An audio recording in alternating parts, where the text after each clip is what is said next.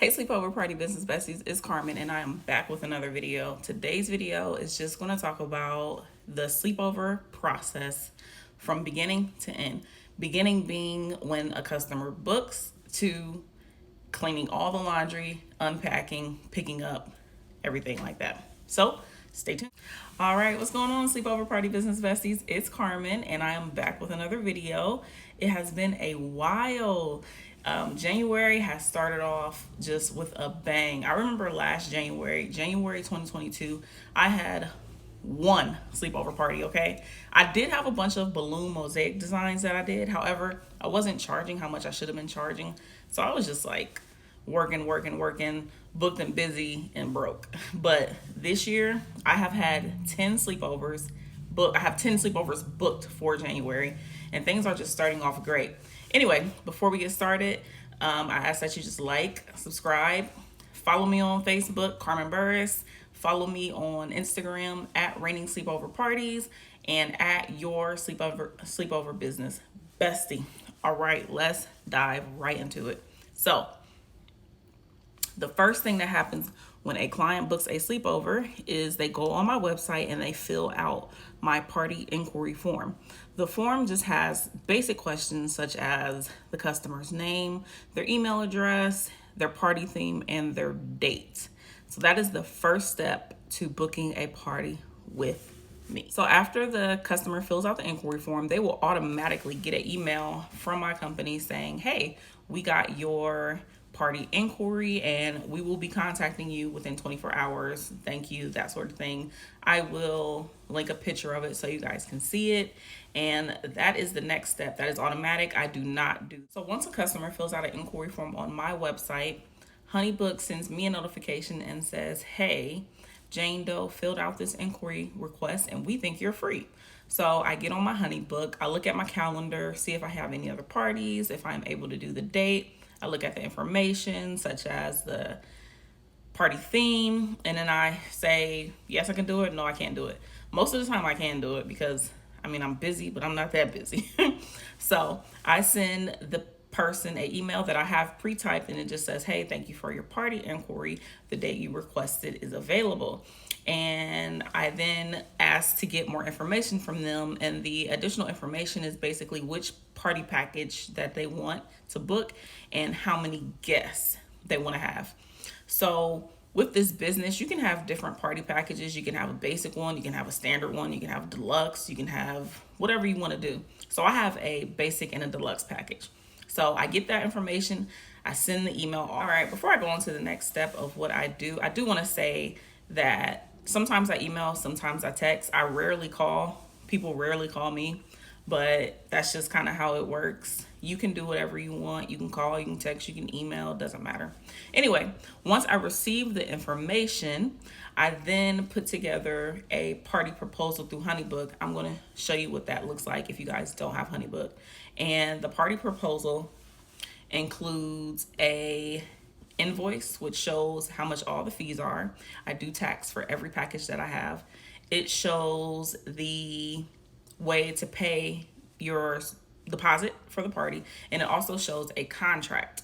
So the person will get this email with everything in it, and they can then choose to pay and sign the contract. And my deposit is $150. So that's how much I want for you to book a party. It is non-refundable. If you cancel, you will not get that money back. So that is the next step, is to get my paperwork signed and to get my deposit. All right, now depending on how far in advance people book, I really don't do much for the party until the week of the party. The week of the party, the final payment is due. It is due 1 week prior. So that, after I get that is when I start prepping for the party. And typically my assistant does this. Basically, she just goes to the storage, pulls everything we need, packs it up, get everything clean. Like sometimes our trays get dusty in the storage, so she does all that type of prep work, checking the batteries, everything like that. That gets done 1 week prior. If we have any custom items, such as the water bottles or eye masks, we do that week. And then we also send an email And the email just kind of states, and I'll kind of show you what that looks like. My party expectations. To me, this is very important. Initially, when I started the business, I did not do this, but it kind of says, hey, please have all your furniture moved when we get there. Please mop and vacuum, because I've had a terrible experience, child, with somebody not mopping. Ooh, I don't even want to talk about it. It says, please keep your pets, your children out of the area, and please allow us, if you have a driveway, to park in the driveway. That is very important. Some people follow it, some people don't. I will say the most important, get them pets out the way. Ooh, child. Get them pets out the way and get the floor cleaned. Okay. In this email that goes out, we also put the times that we are going to come. And I usually use a time frame that has about an hour in it, so that just in case I'm running behind or anything happens, I try to stick to my time frame. Actually, I've never been outside my time frame, but I give them a time frame as well in that email. All right, today is the day. It's party day. It's time to set up. We go to the storage about an hour before the party. We gather everything, pack it, double check. Pray to God we don't leave anything, because yes, that's happened several times. It is a nightmare. But I have a checklist, and that helps me tremendously. So we pack up, we head to the home, we set up. Now I'm getting a little more into content creation, because Facebook said they was gonna pay me for my reels. So I'm trying to get all the coins everywhere. So I actually do set up my camera, my phone, wherever, while we're doing a party. And I do a bunch of time-lapse videos, a bunch of before videos, everything like that. I set my camera up. Then, of course, we finish setting up. Setting up usually takes us about an hour to an hour and a half, depending on how many, depending on if we need to steam the tents or not. It just kind of depends, depending on the layout, depending on where the room is. So that is party day. So I usually discuss pickup times on party day once we're finished setting up, right then and there in person. Sometimes I might forget, and I'll shoot the person a text and ask them about pickup. I typically have my assistant pick up, because my daughter has competitive cheer and she's in, competition season or whatever I have going on. And so, we discuss our pickup times. We go pick up that day. Pickup takes about 15 minutes. We put all our dirty laundry in laundry bags, deflate all our mattresses first, because that's usually what takes the longest. Gather up the tents, everything like that. Put it all in our tote, and then we take it to storage. Now, if I'm doing it, I usually just drop it off at storage. If my assistant does it, she usually takes it to storage, unpacks that day, cleans everything up. Then if I'm doing it, I see if anything's damaged. If she's doing it, she lets me know if anything's damaged. Then after that, I will send the security deposit that the people pay, which my damage fee or security deposit is $75. That is refundable, and that is kind of like a just in case anything gets broken. Stuff does get broken. It's been a while since I've had to take anybody's damage deposit. It's probably been about 5 parties. But, the lanterns break, the trays break, stains on the sheets that cannot be removed, stuff like that. So after we pick up, I get that damage deposit sent back, and I send a post-party email, and it just kind of says, hey, thank you for allowing us to come set up for you. Your deposit has been returned, and please leave us a review.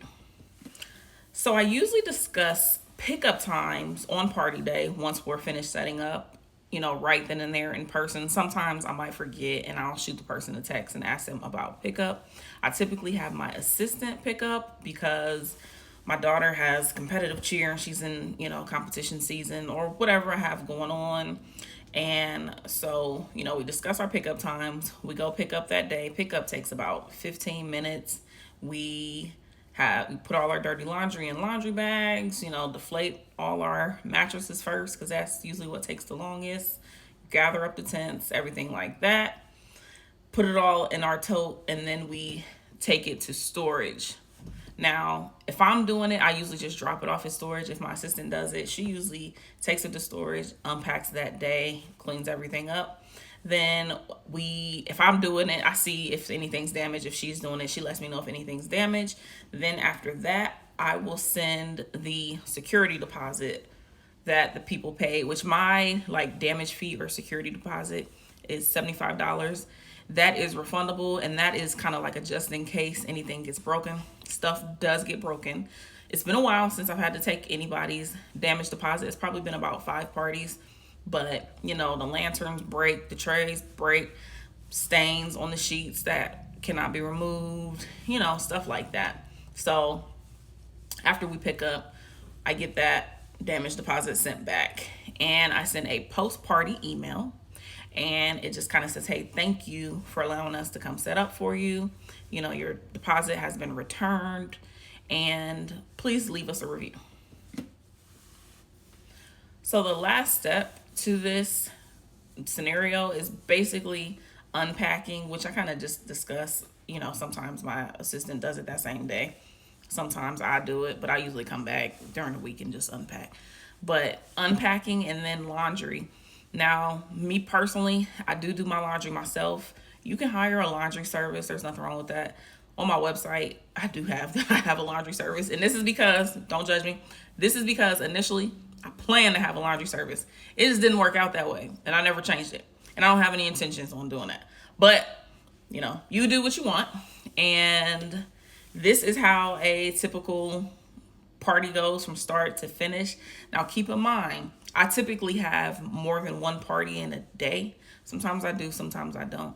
So that process, you know, once you have 2 and 3 and 4 parties in a day or a weekend, you know, it can get kind of, I don't know the word I'm looking for, I guess hectic maybe. But in order to keep things, you know, aligned, is having a aligned or just not so hectic, I guess, is to have a great team in place if you're able to get, you know, an assistant or whatever. And to also be organized, having a checklist, and what else? Oh, Honeybook, having Honeybook. Honeybook, I do everything through Honeybook. I get my payments through Honeybook, my emails, my invoices, everything is through Honeybook. So that really keeps things, you know, organized for me.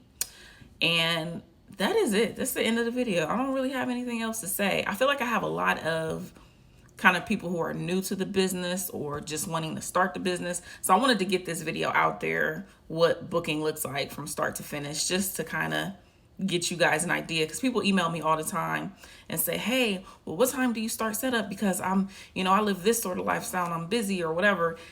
And I always tell people, this is your business and you pretty much set whatever rules or however you want to run it, that's how you run it.